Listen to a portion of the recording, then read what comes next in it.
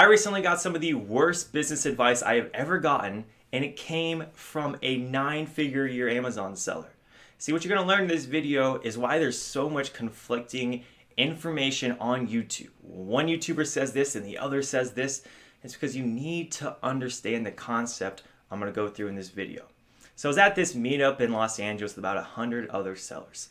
We had 7-figure sellers, 8 figures, even one 9-figure seller get up on stage and tell us what we should do to work on our business in the new year.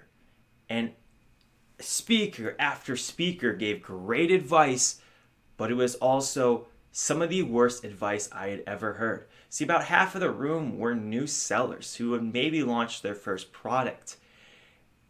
And all of the advice that these big successful sellers were giving out was incredibly detrimental for the new seller's success.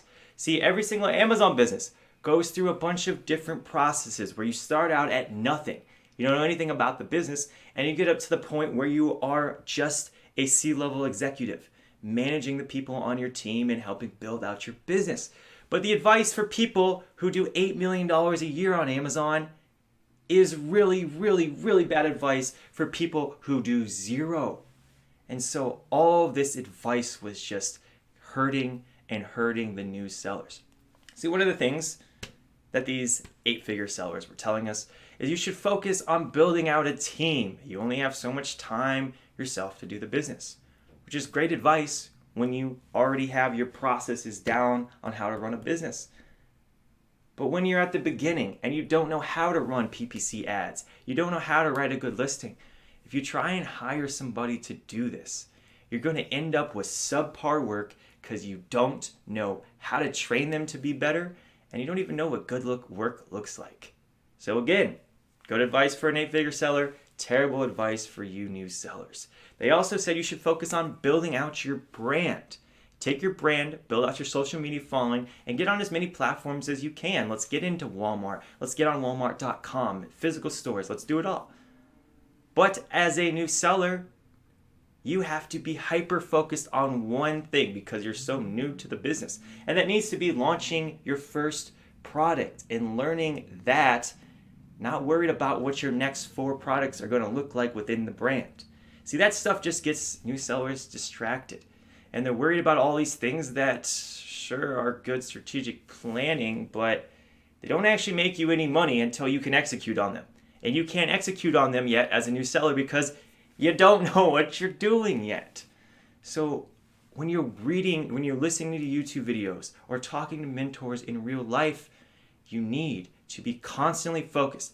Where is their business and who are they talking to? If they're giving you advice as if you're another 8-figure seller, you need to write that down, keep track of it for later, but disregard it, please, because it's going to lead you astray.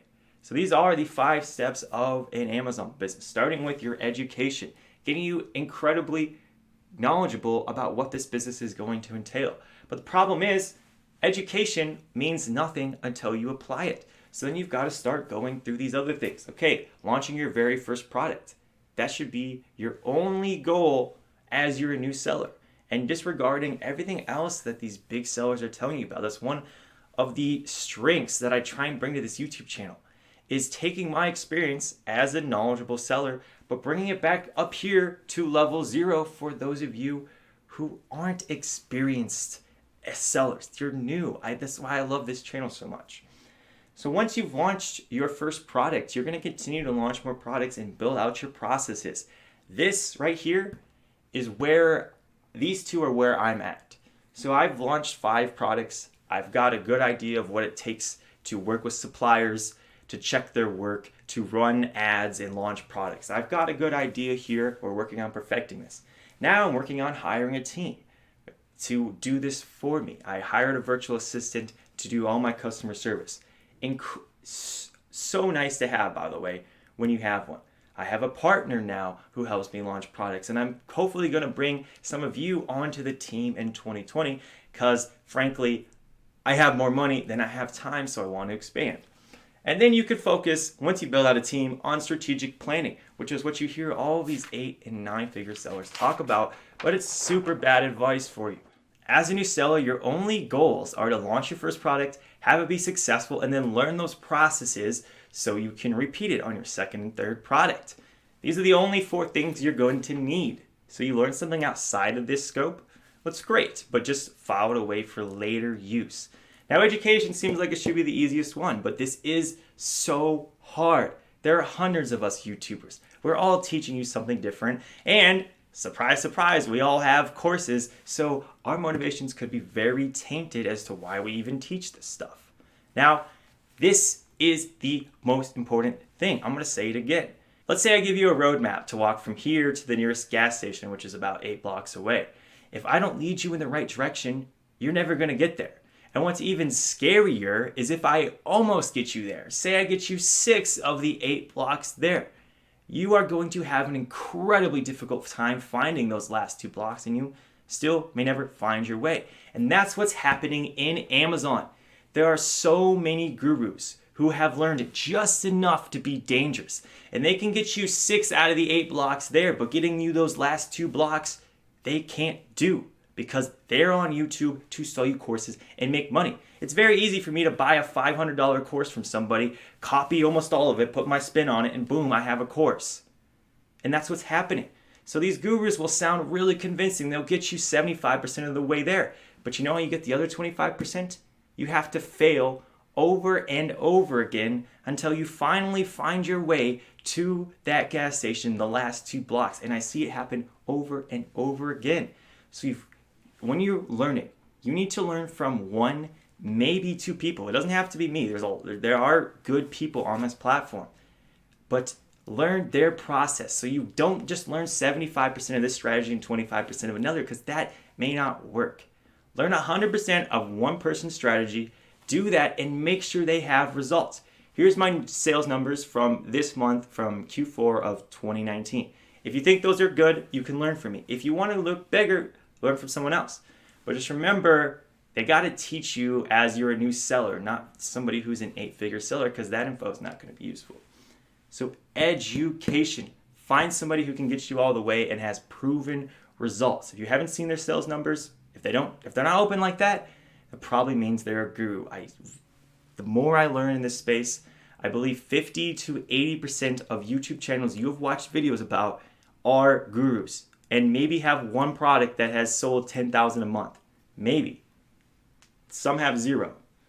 So after you get your education straight, you find your mentor that you're going to learn from, then you're going to focus on launching your product. And as part of that, you need to be understanding the processes that take place during your launching the product. It's going to be difficult. It's your first time, and all of the knowledge on paper doesn't actually apply exactly the same way when you are doing it in real life. There's nothing that teaches you better than doing stuff in real life. So your goal while launching your product is obviously, let's have a successful one, but you need to be getting down these processes yourself. Don't hire somebody to do your PPC. Don't hire somebody to write your listing. Do that yourself. And if you have to go in and take 10 listings and rewrite them, optimize them, plan out how the pictures would be better, so you get better at this stuff, that is the goal. You cannot build the next step of your business, product 2, 3, 12, without understanding the processes and how things are done. So do not skimp here. Just do not skimp here whatsoever. It's hard up front, but nothing will pay dividends greater than this. One of the reasons I still do so many calls with people that I meet on YouTube and subscribers is because every time I do, I'm reminded of how the processes work. They say, Adam, I need help figuring out if this is a good product. Well, I get to refresh myself on that process and help master that even better. Oh, they need help writing a listing. Well, now I have to help them rewrite their listing on a call in real time. And it helps keep me really, really sharp. So it's a little bit of a selfish thing, but I love it. That's why I do so many. Now, as part of that also, this education thing, you're going to want to find mentors. And this is the one thing that you don't have to find them in real life. Your mentors can be online, but if you get the opportunity to find a mentor in person, take that opportunity. And the right mentors, this is where everyone gets so confused. The right mentor for you is not a 9-figure Amazon seller. That is a bad mentor. There's not an 8-figure Amazon seller. The right mentor for you is somebody who has a small Amazon business, maybe one product out, maybe 5 products out, but they're just a few steps ahead of you. They can help you navigate the parts of your journey that you're coming upon. And these 8-figure Amazon sellers, they've completely forgot what those stepping stones are and those tripping points that you have as a new seller. They've outsourced that long ago, and if they didn't, they have processes that are so advanced now, they're not going to help you. This 8-figure seller I was talking to actually partners with factories. She shares profits with them. Is that something you're going to do as a new seller? No. And as you listen to advice from her, you're going to think, wow, man, Amazon's so crowded. There's no way I'm going to be able to make a profit unless I have a profit sharing thing like this girl does. No. My margins were 40% last month, and I don't have any of that stuff because I'm not at that point. Now, I can start looking to those 7 and 8-figure mentors to help me out to the next steps of my processes. So mentors are great. They don't have to be in real life. But if you haven't gone, if you live in a big city, Los Angeles, San Diego, Miami, Chicago, there is a meetup in your area.